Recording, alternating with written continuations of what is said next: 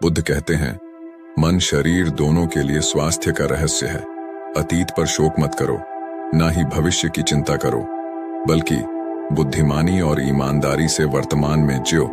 लेकिन हम कितना वर्तमान में जीते हैं, जी ही नहीं सकते। अगर जी सकते हैं तो आप कोशिश करके देख लीजिए, आपका मन और शरीर दोनों स्वस्थ हो जाएंगे। आप भविष्य की चिंता में परेशान नहीं होंगे और न ही अतीत के दुख का लेकर रोना रोएंगे, बल्कि वर्तमान में चल रही सांसें भी आपको आनंद देंगी। मैंने सुना है कि कहीं दूर एक पहाड़ के चट्टान पर एक व्यक्ति बैठा रो रहा था। वहां से एक बौद्ध भिक्षु गुजर रहे थे। उसे रोता देख भिक्षु उस व्यक्ति के पास आया और बोला, क्या तुम कूद कर आत्महत्या करना चाहते हो? व्यक्ति बोला, आपने सही अंदाजा लगाया। मैं चाहता तो यही था, मगर हिम्मत नहीं जुटा पा रहा था। भिक्षु ने कहा, क्या सब पीछे छोड़कर आए हो या अपने साथ भी कुछ लाए हो? व्यक्ति ने कहा, नहीं, मैंने सब पीछे छोड़ दिया है, मैं अपने साथ कुछ भी नहीं लाया। भिक्षु ने कहा, तो तुम इतना बोझ लिए क्यों बैठे हो? व्यक्ति ने कहा, कौन सा बोझ? मेरे पास तो कुछ भी नहीं है, मैं तो खाली हूं, कंगाल हूं। भिक्षु ने कहा, फिर तुम कौन से बोझ के तले दबे जा रहे हो, जो तुम्हारी सांसें भी ठीक से नहीं चल रहा है?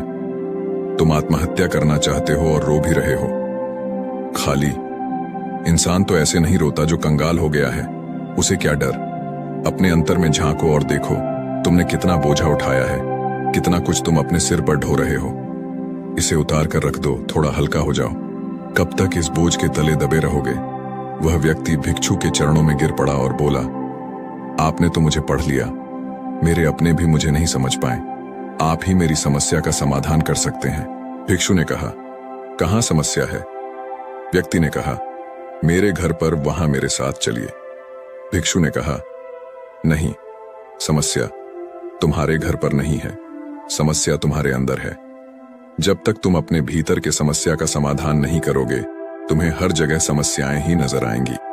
और अगर यहां इस चट्टान पर समस्या नहीं है, तो फिर तुम यहां आत्महत्या करने की क्यों सोच रहे हो? क्योंकि तुमने तो घर छोड़ दिया है, समस्या भी छूट गई होती ना, फिर तुम इतनी परेशान क्यों हो? व्यक्ति बोला, आप सही कहते हैं, मैं आपकी बात समझ रहा हूं, कमी मुझ में ही है, इसलिए तो मैं आत्महत्या करना चाहता था।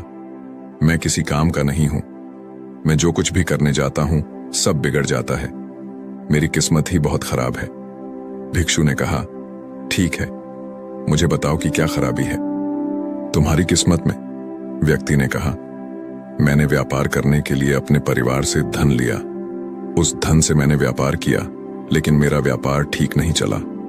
शुरू में मेरे परिवार वालों ने मेरा साथ दिया, लेकिन धीरे धीरे जैसे जैसे मैं अपने व्यापार में नुकसान उठाता गया, मेरे परिवार वाले भी मुझसे दूर हो गए।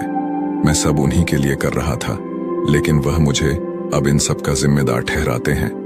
मुझे भी लगता है कि मैंने उन सब के साथ गलत किया। मेरा एक मित्र है, उसने भी व्यापार आरंभ किया था, आज उसका व्यापार बहुत अच्छा चल रहा है। वह कभी मेरे घर आता है तो वह अपने अच्छे चल रहे व्यापार की बात करता है। वह बताता है कि कैसे उसने अपने व्यापार को अपने दम पर खड़ा किया, कैसे उसने मेहनत की और सफलता पाई। मेरे परिवार वाले भी कहते हैं कि देख, उसे तेरे बस का तो कुछ भी नहीं है। अब हालात ये है कि मेरा घर भी गिर भी पड़ा है। भिक्षु ने कहा, क्या तुम्हें पता है तुम्हारा मित्र तुम्हारे पास क्यों आता है? व्यक्ति ने कहा, हाँ, मुझे पता है, वह मुझे नीचा दिखाने आता है। वह यह जताने आता है कि वह मुझसे श्रेष्ठ है। वह चाहता है कि मैं उसकी सफलता देखकर दुखी रहूं। भिक्षु ने कहा, क्या तुम दुखी होते हो? व्यक्ति ने कहा, हाँ, दुख तो होगा ही। भिक्षु ने कहा, दुख किस बात का होता है, अपने असफल होने का या मित्र के सफल होने का?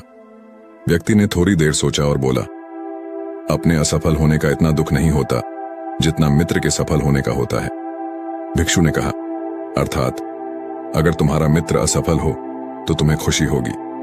व्यक्ति ने कहा, हाँ, मुझे बहुत खुशी होगी। भिक्षु ने कहा, अर्थात तुम्हारी खुशी तुम्हारे मित्र के ऊपर निर्भर करती है। तुम्हारा मित्र चाहे तो तुम्हें खुश कर सकता है या चाहे तो दुखी कर सकता है। तुम स्वयं से तो न खुश हो सकते हो और न ही दुखी हो सकते हो। तुम अपने मित्र के गुलाम हो गए हो। तुम्हारी समस्या का कोई समाधान नहीं है। क्योंकि तुम्हारी खुशियां और तुम्हारे दुख दूसरों के व्यवहार से आते हैं, तुम्हारे स्वयं के कर्म से तो कुछ नहीं आ रहा। व्यक्ति बोला, ऐसा न कहे, मुझे आपसे बहुत आशा है। भिक्षु ने कहा, जब हम दूसरों से आशा बांध लेते हैं तब हम दूसरों पर निर्भर हो जाते हैं। अगर मैं तुम्हें कोई रास्ता ना दूं तो तुम दुखी रह जाओगे, और अगर कोई रास्ता दूं तो शायद तुम्हें कुछ मिल जाए। लेकिन अगर आशा तुम अपने से बांधोगे तो तुम्हें सफलता अवश्य मिलेगी। तुम्हारा मित्र आज तुम्हें दुखी करने आता है, लेकिन बातें वह सच्ची ही बताता है। वह अपने संघर्ष और अपने अनुभव की बात बताता है। उसके अनुभव और अपनी बुद्धि का उपयोग करो, उसके संघर्ष का उपयोग करो। दुखी होने की जगह खुशी मनाओ कि तुम्हें घर बैठे कुछ अनुभव मिल रहे हैं। संघर्ष करो, हार मत मानो, कर्म करते जाओ। बुरे से बुरा वक्त या अच्छे से अच्छा वक्त दोनों ही गुजर जाते हैं, लेकिन यह दोनों वक्त देखने के लिए जीवित रहना जरूरी है। और जब तुम्हारा अच्छा वक्त शुरू होगा तब तुम्हारा मित्र तुम्हें अपनी सफलताओं की कहानी नहीं बताएगा, वह अपना असफलताओं की कहानी बताएगा, ताकि तुम गलत निर्णय ले सको। तब भी अपनी ही बुद्धि का उपयोग करना। उस समय भी वह तुम्हें दुखी करने आएगा, क्योंकि उसे भी उतना ही मजा आता है तुम्हें दुखी देखने में जितना कि तुम्हें आता है उसे दुखी देखने में। व्यक्ति ने कहा, आप सही कहते हैं, मेरे जीवन को मैं नहीं चला रहा, दूसरे ही इसमें सुख और दुख भर रहे हैं। लेकिन क्या अपनों के लिए कुछ करना गलत है? मैं अपने परिवार के लिए अच्छा करना चाहता था, लेकिन वह परिवार ही अब मेरे साथ नहीं है। भिक्षु ने कहा, तुम शांत होना चाहते हो। वास्तव में इस दुनिया में सब शांत होना ही चाहते हैं। वे चाहते हैं कि हम कुछ करें तो लोग उसकी प्रशंसा करें। प्रशंसा न होने पर हम दुखी हो जाते हैं।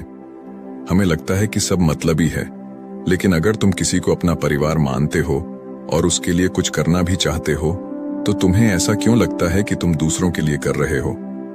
तुम अपने लिए ही कर रहे हो। अगर तुम्हें लगा कि तुम दूसरों के लिए कर रहे हो तो तुम दुखी ही रहोगे, और तुम्हें लगा कि तुम अपने लिए कर रहे हो तो तुम खुश रहोगे।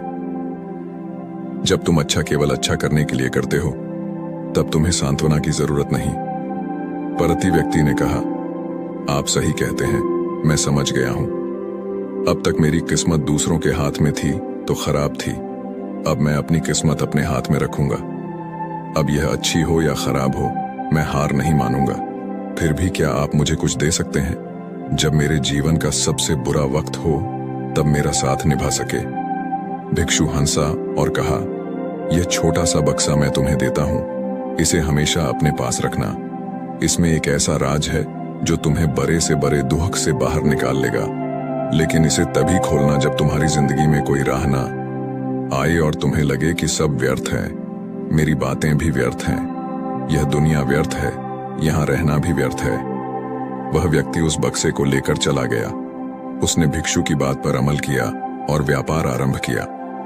उसका व्यापार अच्छा चला, उसका जीवन भी अच्छा बीत रहा था। परिवार वाले भी उसके साथ आ गए थे। अब वह जो कुछ भी कर रहा था सब अपने लिए ही कर रहा था। भूतकाल का रोना भी वह छोड़ चुका था, भविष्य की चिंता भी वह नहीं करता था। वर्तमान को सुधारने में लगा रहता था। लेकिन वक्त बदलता है। अच्छा समय हमेशा नहीं रहता, बुरा समय हमेशा नहीं रहता। उसका अच्छा समय भी समाप्त हो गया।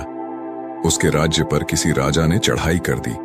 उसका घर तबाह हो गया, व्यापार तबाह हो गया। उसे अपने परिवार के साथ वहां से भागना पड़ा। उसके पास खाने के लिए भी पैसे नहीं थे। भूख से उसके माता पिता की मृत्यु हो गई।